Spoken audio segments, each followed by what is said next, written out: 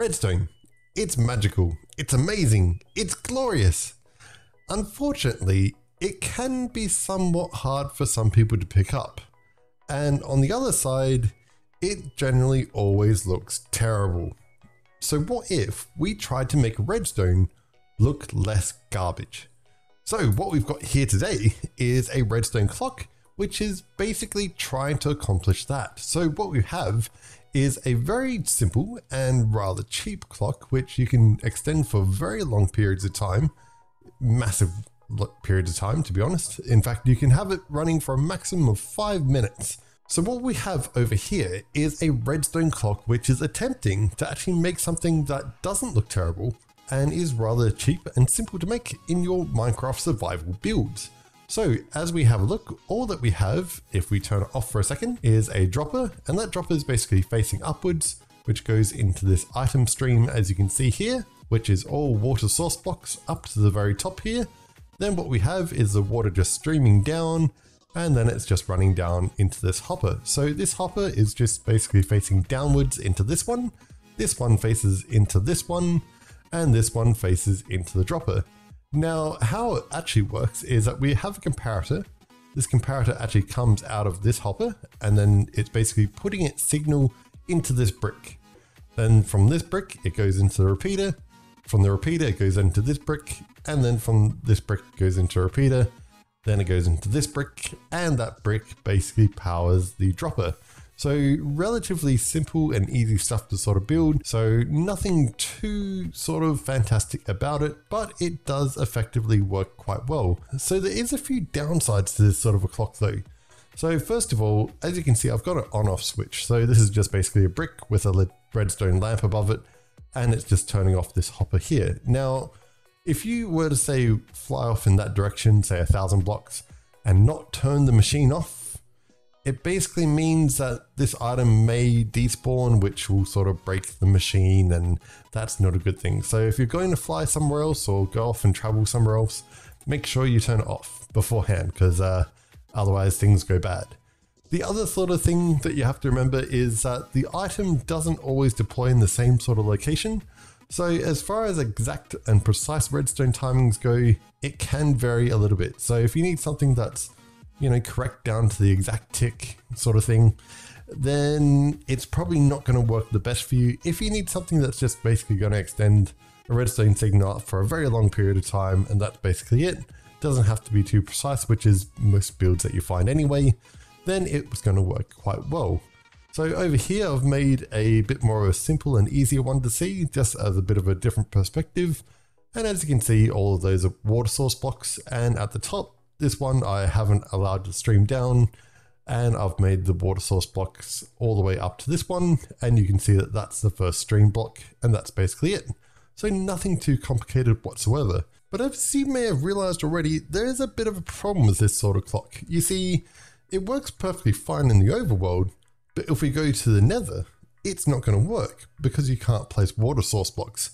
So I've come up with an interesting way to sort of combat this. I will say interesting because it may not be the smartest idea. You see, what we have here is relatively the same sort of thing, but in this case, we're actually using lava.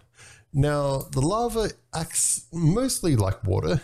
Unfortunately, we have had to sort of modify it a little bit with this extra source block here so that we've got these angles to really help push the item into the sort of open stream, as you can see.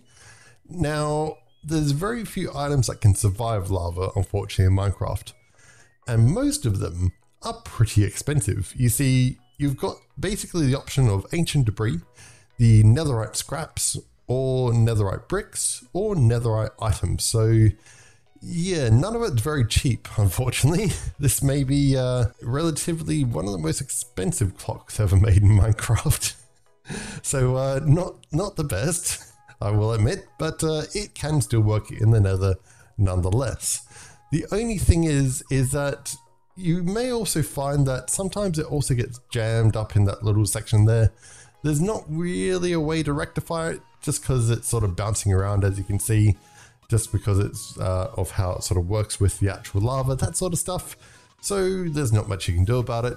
But on the flip side, as you guys may not have noticed yet, that is not the only clock that we actually have here. You see, we actually have a second one, which is actually inside this tree. Now, this is where things start to get quite interesting. So obviously you can use them as windows and that sort of thing, but you can also quite easily hide them inside trees like this. So I've completely man-made this tree. It's just a sort of replica of a much larger version of that one over there. And it's not too bad. Obviously you can tell it's not a real tree because they just don't sort of grow like this. And as we have a look at the back, you can see that inside it's exactly the same as the redstone clock, and it's just basically the lava stream and then the downstream on the other side. So yeah, I think it's kind of cool that you can fit them quite easily inside things like this. You wouldn't even notice it unless I pointed it out. You probably didn't even notice it until I actually mentioned it. So kind of cool, hey, I reckon so. And that's pretty much it. It's not too complicated, as you can see. Works the exact same way. As long as the lamp is on, the system is off. As long as the lamp is on, no, wait, strike that. No, I got that right the first way. Hang on. As long as, if the light is off, the system is on. If the light is on, the system is off. Yes, that's the way it works. Okay, so as you can see, the light is on, which means that the system will now be off. And the unfortunate side is that with the lava, the timings are even more random. So there's not much I can sort of do about that, unfortunately. But yeah, I think it's interesting that it still kind of works if you even just want some sort of random sort of effects to your base.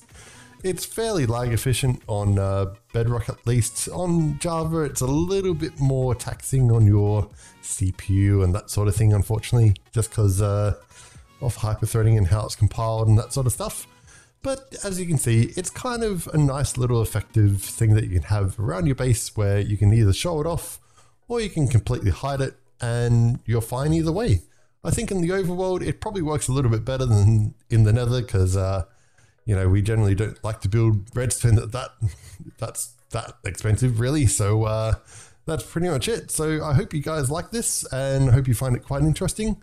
And I hope that this has really helped to make redstone a little bit more attractive and a little bit more simple for some of you guys. And I'll catch you guys in the next one. See yous.